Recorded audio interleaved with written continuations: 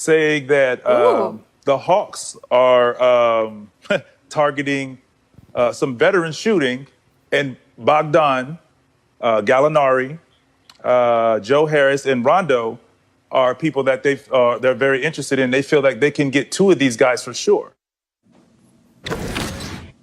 Welcome back to The Jump. I'm Rachel Nichols, still here with Kendrick Perkins, Zach Lowe, and you just heard former Atlanta Hawk, current Jump analyst Vince Carter on our free agency special on Friday. And guess what, guys?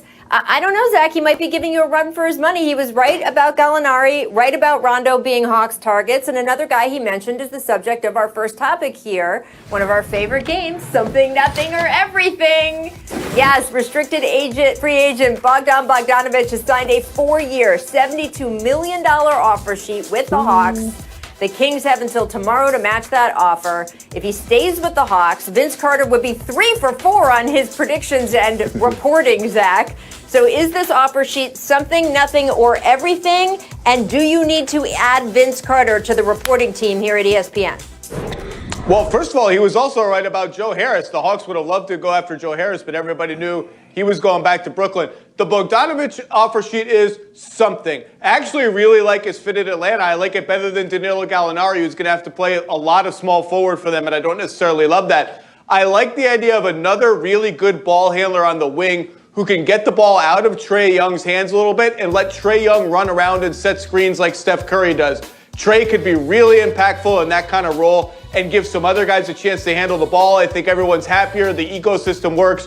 So I really like this move by the Hawks, and now we just wait to see if the Kings match. And the Hawks made it nasty with like a trade kicker and stuff. I love when these offer sheets get nasty.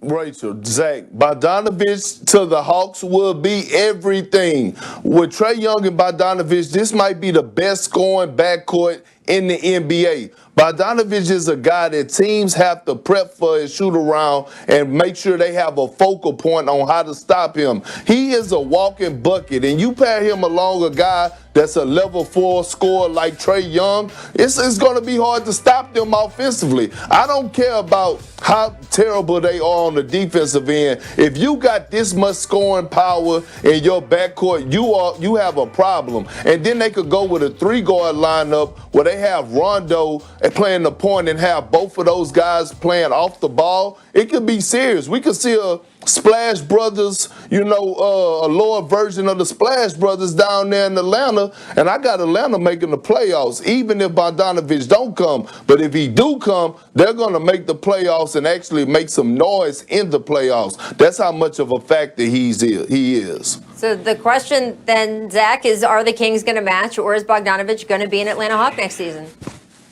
Nobody knows. Everyone's asking me that question today. I think given that the Kings already orchestrated a sign-and trade for him that didn't actually work out, I would bet slightly against them matching. It's a lot of money, and they have a lot committed to Buddy Hield and now De'Aaron Fox and Harrison Barnes and Marvin Bagley's come out. So I would bet slightly no, but no team likes to lose a really good player for nothing. So I think I'll say 60-40 no. I don't feel confident in it. What do you think the Kings should do, Perk?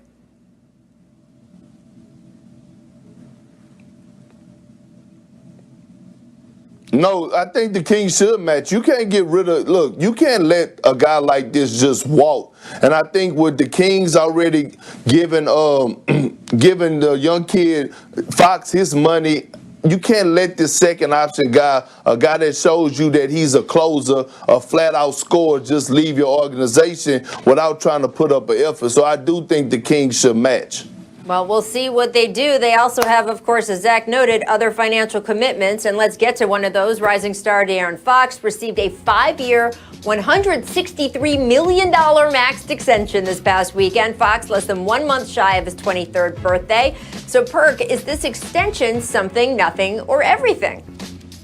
Rachel, it is everything. It is everything. They drafted Fox, and every single year this young man has gotten better. He's one of the most underrated point guards in the league, and he keeps getting better every single year. I think this is a right move by the Kings. They're moving in the right directions. It showed that they're invested into who the guy that they draft as a lottery pick, and the sky's the limit for Fox, and I love him because you know he's a Texas boy, so I'm always rooting for him, and I'm happy for him. But he's a great starting point for this Kings organization.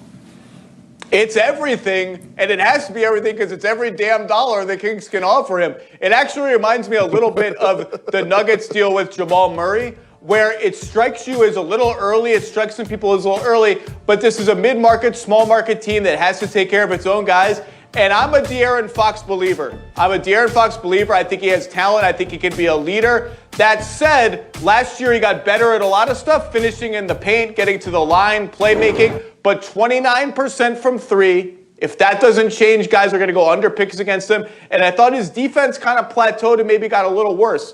That said, if he can put together the improvements he had last year and improve those other parts of his game, then it all comes together and you have a potentially really, really special player. And I'm actually optimistic he can put it all together like that. Well, if you're talking about a situational contractual comp in Jamal Murray, certainly the Kings would be happy if it ended up as well for them as it ended up for the Nuggets in that situation. Right. Lastly, I want to get to Fred VanVleet, who agreed to a 4-year, $85 million deal to re-sign with the Raptors. The deal includes a player option in the final year. It is the largest contract in NBA history for an undrafted player. So first, just a little congrats from all of us to Fred VanVleet. His expression is bet on yourself, right? So is it something, nothing, or everything, Zach, that Fred bet on himself, got those kind of numbers, and is going to return to the Toronto Raptors? Obviously, it's everything. Isn't this what you want to see in sports? Undrafted, too little, not athletic enough, can't finish at the rim, blah, blah, blah, blah, blah. And he comes in and he's a flat-out stud. He's a winner. He's tough as hell. He's a character guy, and he's making $20 million a year. And just for kicks, give me the player option in year 4. So if I'm still rolling, I can get back into free agency again in my prime. I love it. I love it for the Raptors. I kind of wanted the Knicks to go after him because I think the Knicks need a point guard in the absolute worst way. But it's a great deal for Fred VanVleet. Great deal for the Raptors. Well, Rachel, is not everything, it's not something, it's not nothing. This is a beautiful thing. You watching a guy who did get drafted. On draft night, guys look forward to get drafted, but now Fred VanVleet showing guys that never got drafted, especially in this year's draft, to never give up. And much props to Masai Ujiri for taking a chance on a guy like Fred VanVleet. And Nick Nurse actually giving him an opportunity to go out there and prove himself. But you got to give a lot of props to Fred VanVleet because, like you said, he betted on himself. And I follow him on social media, and he always have the emojis of the dice. And he rolling the dice. And guess what? He struck gold, man, and I'm proud of him because for the simple fact that he came out, he delivered. He's an underrated defender. He could get buckets, and this contract is well-deserved. So to the young fellas out there that didn't get drafted or still trying to find their way on the NBA roster, never give up because all you need is that one shot. And when that door opens, you got to make sure you capitalize on the opportunity like Fred VanVleet did. So he's giving us all hope, especially these younger kids that's coming up. Absolutely.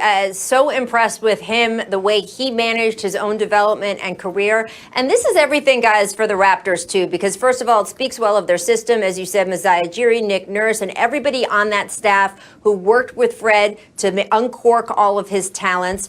And they lost Serge Ibaka. And if they had lost Fred VanVleet, too, that would have triggered such a sea change in that organization. So I think this is everything both for Fred and for the Raptors themselves.